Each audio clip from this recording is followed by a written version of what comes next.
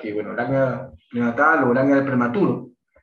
Es una patología que de manera común los mantiene pues, durante largos periodos de tiempo en UCI neonatal. La incidencia y la gravedad del apnea en el recién nacido prematuro aumenta a medida que esta edad gestacional disminuye. Tanto la inestabilidad como la inmadurez en los centros respiratorios, que son propios del prematuro, han sido consideradas como causa del cese del esfuerzo respiratorio. Como definición, el apnea es la ausencia de respiración por un periodo de 20 segundos o más, o cualquier cese en la respiración asociado con bradicardia, con hipoxemia, con desaturación y con hipotensión.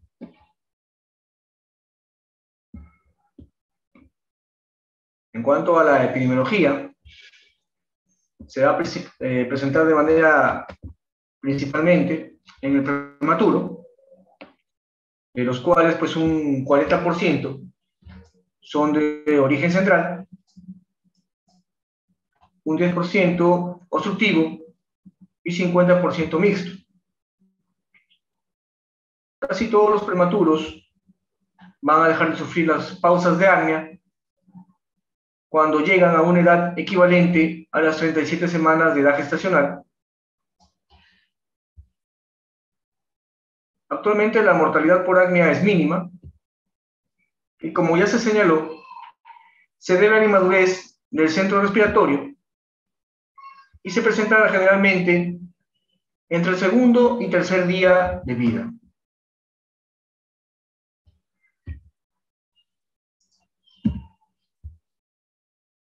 En cuanto a la frecuencia, podemos ver que el apnea de la prematuridad se va a dar pues, más frecuentemente a menor edad gestacional.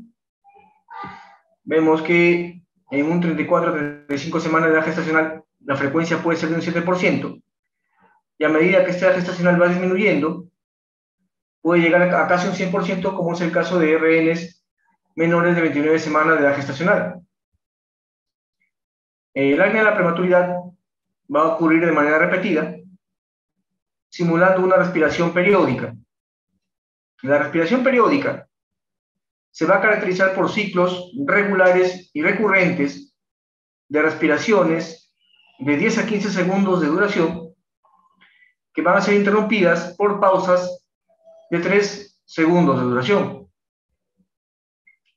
No se asocia con bradicardia, con cianosis o hipotensión. Es un patrón respiratorio benigno, por lo que no va a requerir tratamiento. Respecto a los factores de riesgo, podemos señalar una temperatura ambiental elevada, un decúbito supino, un cuello flexionado, asfixia previa, incoordinación faríngea, la presencia de secreciones en las vías aéreas o el uso de ventilador mecánico. La mayoría de apneas van a ocurrir durante el sueño activo y menos frecuentemente durante el sueño ligero o cuando estén despiertos. La respuesta ventilatoria es deprimida durante el sueño activo, más que en el sueño lento. La sensibilidad ventilatoria a CO2 va a estar más deprimida en el sueño activo. Y el prematuro pues tiene una respuesta atípica a la hipoxia. Bueno, acá tenemos un cuadro resumen, ¿no?, de causas específicas de apnea, como la infección, la inestabilidad térmica, el reflujo gastroesofágico, deterioro de la oxigenación, trastornos metabólicos, el empleo de fármacos, patología intracraneana, pero principalmente se asocia con la prematuridad. La incidencia se puede presentar en un 50% de los recién nacidos con un peso menor de 1.500 gramos, en el 92% de los recién nacidos con un peso también menor de 1.250 gramos, y como ya se mencionó, pues va a ser mucho más frecuente, casi un 100%, en recién nacidos con menor edad gestacional, sobre todo pues menores de 28 semanas de edad gestacional. La duración de la apnea es inversamente proporcional a la edad gestacional al nacer. Se menciona que el 65% de los recién nacidos antes de las 28 semanas continúan con apnea hasta las 36 semanas de edad gestacional. Un 16% pueden continuar con apnea hasta que puedan presentar unas 40 semanas de edad gestacional. Fisiopatológicamente, se presenta por inmadurez a nivel del sistema nervioso o sistema respiratorio. El apnea, como ya se ha señalado, se define pues como la respuesta final común de neuronas incompletamente organizadas e interconectadas a una multitud de estímulos aferentes, por lo que la inmadurez del cerebro medio es manifestada por pocas conexiones sinápticas, escasa arborización dendrítica y mielinización.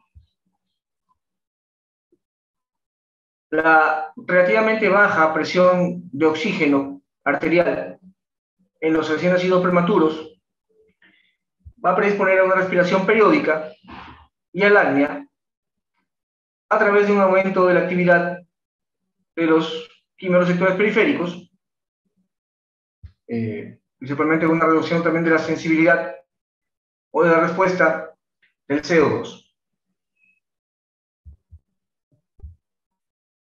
En cuanto a las áreas involucradas en la fisiopatología del apnea, tenemos el centro respiratorio, la vía aérea y los músculos respiratorios. El centro respiratorio señalado por la inmadurez, fase renal sueño, quimiorreceptores inmaduros, alteraciones en la temperatura, la vía aérea por la presencia de obstrucción nasal o hipofaringe, edema laringio, estenosis traqueal, los músculos respiratorios por inmadurez del diafragma o por una alta sensibilidad o compliance de la pared torácica. Desde el punto de vista etiológico, el apnea del prematuro se va a clasificar en dos grupos: la primaria o idiopática, asociada con la prematuridad, debido a inmadurez en los mecanismos de regulación de la respiración, y el apnea secundaria, que tiene varias causas, como el empleo de medicamentos en la madre, la hipo o hipertermia, dolor, fatiga, sepsis, infección respiratoria, alteraciones metabólicas, hipoxemia, reflujo gastroesofágico, anemia, obstrucción de la vía aérea, entre otras más. En cuanto a los tipos de apnea, son tres tipos principalmente. El de apnea central, dada por la inmadurez de los centros de control de respiración del bulbo raquídeo, y se va a caracterizar por la ausencia de flujo en la vía aérea y en los movimientos respiratorios. La apnea obstructiva, que se presenta por obstrucción de los tejidos blandos, flexión del cuello, oclusión nasal o cierre laringio. Se caracteriza también por una ausencia de flujo en la vía aérea, con contracción en los músculos respiratorios. Y el apnea mixta, la cual es una combinación de las dos anteriores, y se genera por un evento central, y se va a caracterizar por un esfuerzo respiratorio incrementado por la succión, seguido de una pausa respiratoria de origen central. En cuanto a la clasificación de las áreas que ya hemos señalado en este gráfico, se puede evidenciar lo que resalta, pues principalmente son los movimientos de la pared torácica, que es característico en el apnea del tipo central. En este caso, está ausente estos movimientos, está ausente y no hay movimientos tampoco a nivel de pared, como si lo hay en el apnea obstructiva o en el apnea mixta. Entonces, cuando encontremos o estemos ante la presencia de un hernia prematuro, debemos pensar principalmente en, como etiología, la sepsis neonatal, hasta que no se demuestre lo contrario. En los diagnósticos diferenciales, tenemos pues que el hernia va a formar parte de un cuadro clínico con muchas patologías, entre las que se encuentran las infecciones, alteraciones respiratorias, anomalías en la estructura de la vía aérea, obstrucción de la vía aérea, como patologías, por ejemplo, como el síndrome craneofacial, o condiciones como el tono muscular alterado, que se puede dar, por ejemplo, en el síndrome de Down, o en enfermedades neuromusculares, enterocolitis necrosante, alteraciones metabólicas como, por ejemplo, la hipoglicemia, lesiones en el sistema nervioso central, el empleo de medicamentos y alteraciones hematológicas como la anemia. Respecto al tratamiento, en los cuidados generales, hay que mantener al neonato en una posición prona, una cabeza en línea media y el cuello en una posición neutra o con ligera extensión, con la finalidad de evitar la obstrucción de las vías aéreas, sobre todo las vías aéreas altas. La cuna pues debe estar ligeramente elevada. Se debe mantener la temperatura neutral y aspirar las secreciones orofaringeas, si es que presentara. Minimizar el uso de maniobras que podrían desencadenar estímulos inhibitorios a nivel del pulmón. La estimulación cutánea se debe realizar, en el caso esté el RN prematuro pues en la incubadora, se programa esta incubadora para que detecte la ausencia, digamos, de respiración o la apnea. Y en este caso, suena la alarma, se procede a realizar la estimulación cutánea, o también en caso de que caiga la frecuencia cardíaca. Aunque no se ha demostrado que esta estimulación cutánea pueda tener una eficacia del 100%. En cuanto al manejo, en las crisis de apnea, se realiza una estimulación cutánea intermitente, no enérgica, y de haber secreciones se debe aspirar. Si el recién nacido no responde a esta estimulación, se debe aplicar una ventilación manual con un FiO2 igual al que respiraba antes o un FiO-aire mental. Una vez que pasa el apnea, se va a realizar una evaluación clínica y se le va a indicar exámenes de laboratorio para pues detectar o buscar la causa de esta apnea secundaria. Si hubiera hipoglicemia, hipotermia, infección o anemia, se va a indicar pues el tratamiento adecuado para esta patología. Tenemos acá los exámenes de laboratorio según lo que se puede solicitar según sospechemos, ¿no? Por ejemplo, si pensamos en una infección, un paciente que tenga intolerancia alimentaria, clínicamente, ¿no? Letargia, inestabilidad térmica, y en ese caso podemos solicitar hemograma, cultivos, PCR. Inestabilidad térmica o deterioro de oxigenación cuando el paciente presenta cianosis, taquimia, o hay un síndrome de estrés respiratorio. En ese caso, pues, vamos a realizar la medición continua de la saturación de oxígeno, pedir un AGA, una radiografía de tórax, también el hematocrito y la hemoglobina. Alteraciones metabólicas, un paciente que está presentando irritabilidad, temblores, depresión del sistema nervioso central, solicitaríamos pues glucosa, calcio y electrolitos. Si sospechamos de una patología intracraneal, el paciente puede manifestar convulsiones o algún examen neurológico puede estar deteriorado, solicitaríamos una ecoencefálica. Y en caso de inestabilidad térmica, recién nacidos pues, están letárgicos, soporosos, y en ese caso hay que monitorizar la temperatura central. En cuanto a fármacos, hay fármacos que deprimen el sistema nervioso central. Tenemos a un recién nacido, en este caso hipotónico, con una historia materna de anestesia general. También hay que pensar esto si es que hubiese, por ejemplo, madres o historia materna de preeclampsia severa. Por el uso del magnesio se solicitará esta prueba en el recién nacido. O también se puede solicitar screening de sustancias tóxicas en orina. Y en caso de sospecha de reflujo gastroesofágico, va a ser un recién nacido con dificultades en la alimentación, con pobre ganancia de peso. Y en ese caso, pues hay que observarlo y solicitar radiografías que ameritarán. En cuanto al tratamiento,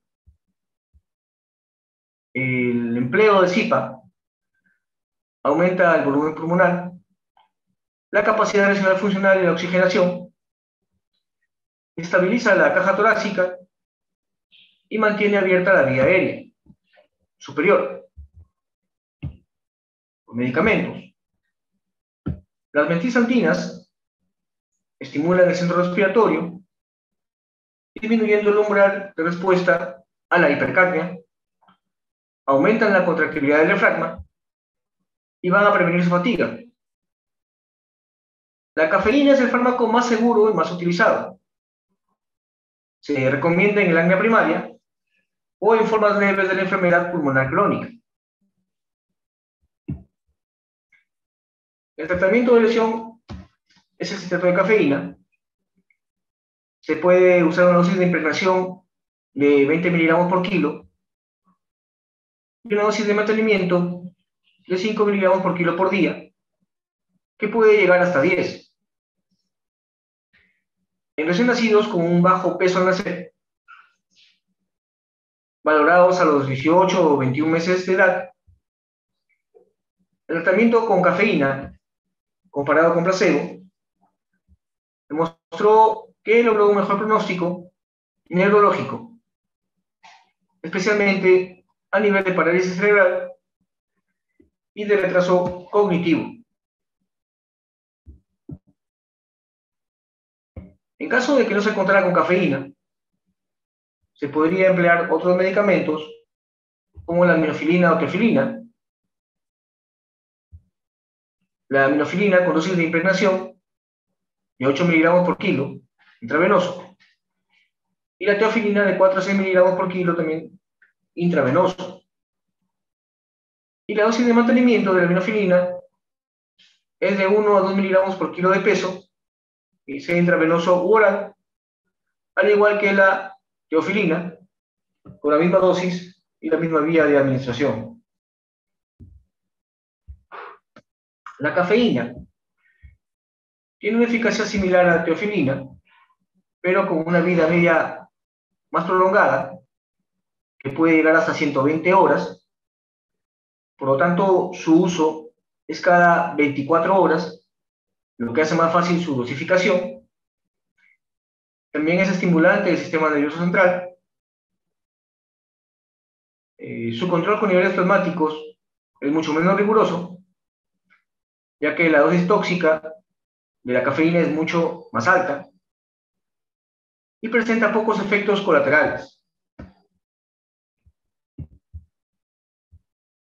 Bueno, cuando tenemos ahí un recién nacido con apnea, ya hemos dicho que el tratamiento de elección es el citrato de cafeína, pudiendo emplearse teofilina, aminofilina, si es que no se contara con la cafeína. Y de persistir episodios de apnea, se puede agregar CPAP nasal, o también una cánula binasal de alto flujo. Y si a pesar de todo esto el recién nacido continúa con episodios de apnea, o requiere ventilación a presión positiva con bolso inflable para que pueda mejorar de estos episodios, pudiendo llegar incluso a ventilador mecánico. En cuanto al tratamiento por estimulación, como ya se ha señalado, no se ha demostrado eficacia. En cuanto a las consecuencias, al efecto a corto plazo, la bradicardia frecuentemente va a disminuir el flujo en la arteria cerebral anterior, lo que reduce la oxigenación y el volumen sanguíneo cerebral. Puede haber hiperperfusión también que puede potencialmente contribuir al daño en el cerebro de este pretérmino por mecanismo de hipoperfusión seguido de reperfusión. En cuanto a los efectos a largo plazo, la investigación es complicada por la coexistencia de otras patologías, otros problemas neurológicos, lo que pues hace difícil establecer una relación causa-efecto entre hernia y alteraciones del neurodesarrollo. Sí se ha demostrado que existe una gran relación con muerte súbita del lactante. Hubo un estudio de la terapia de cafeína, con cafeína para la hernia de prematuridad, un estudio que fue hecho en el New England, un estudio algo antiguo, del año 2006, denominado estudio CAP, en el cual se vio la eficacia y la seguridad de la cafeína en el tratamiento del acné prematuro en recién nacidos con muy bajo peso. En ese estudio se encontró que la cafeína va a reducir la incidencia de la displasia broncopulmonar, la necesidad de presión positiva en la vía aérea, y también va a reducir el aumento de peso en forma temporal.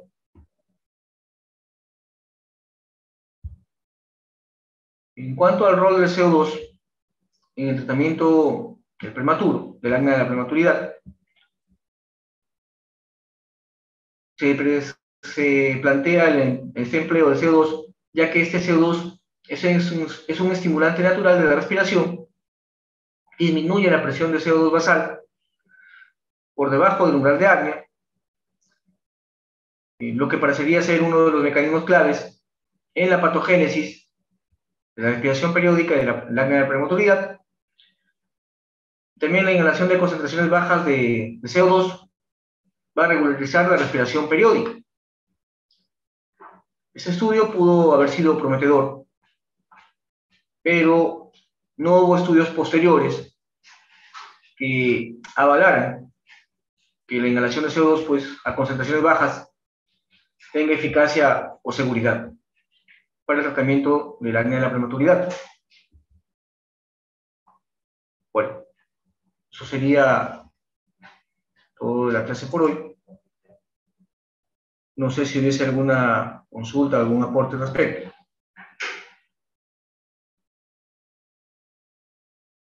Muy bien, entonces eso sería todo. Nos vemos en la próxima clase. Muchas gracias. Hasta luego. Gracias, doctor. Hasta luego.